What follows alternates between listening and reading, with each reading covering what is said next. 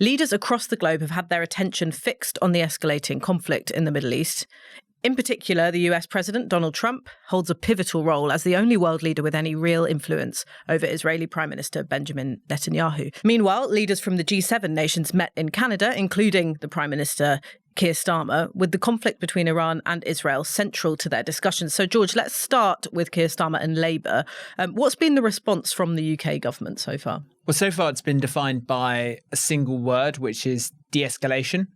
And the UK obviously has key reasons for not wanting all-out war in the Middle East. You've already seen a spike in the oil price. Keir Starmer has a lot of domestic economic pressures already, but also because of what it would mean for further devastation to human life. And there was quite a contrast, really, with the government's response this time around. So back in October, when Iran launched ballistic missiles against Israel, and the UK helped shoot down Iranian drones.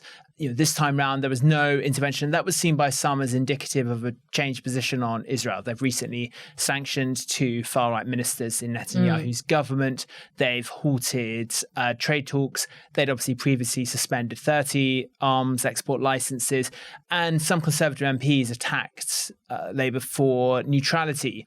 But you did, after conversations between Starmer and Netanyahu and other meetings, see an emphasis on stopping Iran from acquiring nuclear weapons. And that also came through from Angela Rayner at PMQs, where she stood in for Keir Starmer. So they are walking a bit of a tightrope on this, but it's clear they want a diplomatic solution rather than a military one. Right. Okay. And Freddie, Donald Trump flew home early from the G7. Is there a sense that nobody is really listening to the remaining six leaders? Is it only Trump with the influence? And does Starmer and the like hold any power in this? Yeah, I think all the international institutions, the G7, the UN, are essentially they lack credibility under Trump. He's blown them out of the water. He doesn't listen to what they say.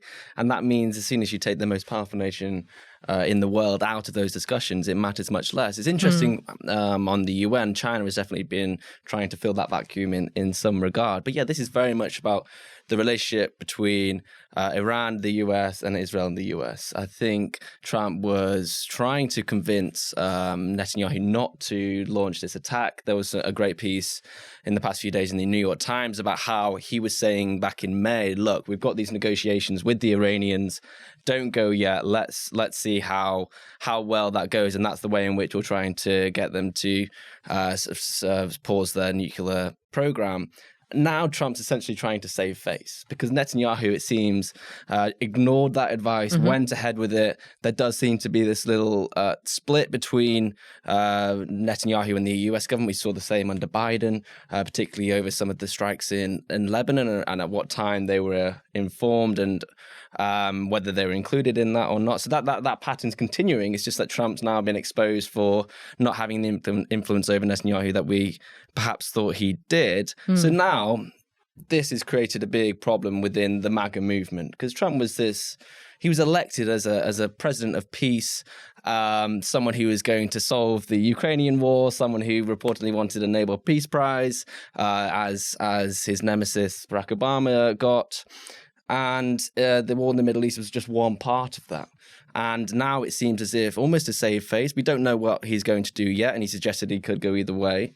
But almost to save face, it seems that he's willing to sacrifice that more isolationist, anti-war rhetoric and aspect of the MAGA ideology in order to destroy Iran's nuclear capability. Yeah, and how, because you've written about this week, and I think everyone should go and read your piece in the magazine, but how has the MAGA movement responded to, Trump's, so far we only have Trump's sort of rhetoric on this. We don't know yet what decision he's made at the time of recording. Yeah, but either way, the splits are there. Yeah. And then whatever happens, the debates have been vociferous and divisive and invidious, and there's been briefings. And the two main camps are essentially the remnant neocons, those such as Lindsey Graham and Trump's old national security advisor, John Bolton, and the more MAGA movement, the more traditional MAGA movement. I would say that's led quietly, very quietly in a almost not servile but very loyal way by J.D. Vance, the isolation de-escalationist movement that features people like Steve Bannon, Tucker Carlson, these media figures that aren't in the administration, but they have a lot of influence over the movement. So they've been briefing, going out in public and saying that we can't sacrifice this part. I think J.D. Vance is a really interesting part of that story, because we got to remember that back in 2006 or 2005, he was deployed to Iraq with the Marines, and he came to see that war as an unjust war, something that distracted America from the priorities at home, something where working class, mostly men, were sent out into Iraq, where lives and treasure were cost, and they could have been focused on America first, right? Yeah. And J.D. Vance posted this long sort of semi-essay on X this week, in which he said, of course, I understand the discontent within the movement, and obviously I've been an isolationist for a long time, but it's Trump. So whatever he does is right because it's Trump. Yeah, we've got to trust him. We've got to trust him. So exactly. Whatever Trump does, it seems that he'll be able to sit above these competing interests. He's been able to do this for a long time, sit between Musk and Bannon, sit between the libertarians and the MAGA lot, in part because of his charisma and his sort of mafioso management style, and he just, but I always say, and I always think this is one of the key parts of the Trump administration, is that Trump masks a lot of the more radical aspects of the MAGA movement. And Bannon put it to me last week. He actually described him as a moderate, which I think people will be surprised to hear. But once you really get into the weeds of what someone like Bannon thinks, then you realize how much more extreme it is. Yeah, it's interesting. And George, we've had so many questions on this as well. So I wanted to put one to you from a YouTube viewer, Mr. Umhoxa. I think that's how you pronounce it. He asks, what does support for Israel currently entail? Does the UK provide military support to Israel? Yes, as I mentioned earlier, the government did suspend 30 arms licenses soon after coming to power. This was partly based on legal advice that there was a risk they could be used in a way that breaks international law.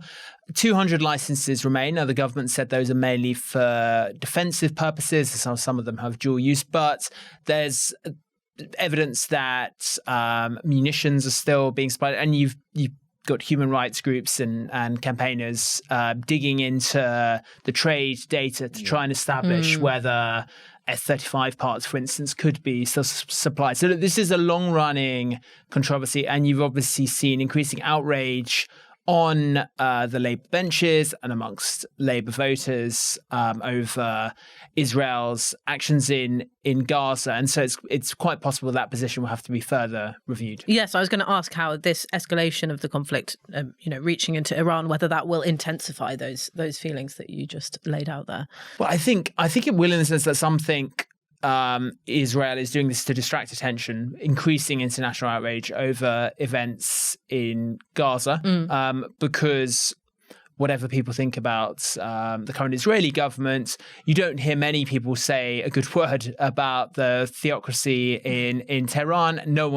Very few think it's a good idea for Iran to have nuclear weapons. So if you are Benjamin Netanyahu, you can see why the Ayatollah Khameini is a far more preferable adversary than the people of Gaza, because no one thinks that now the actions in Gaza can purely be characterized as a legitimate response to October 7th and Hamas. Okay.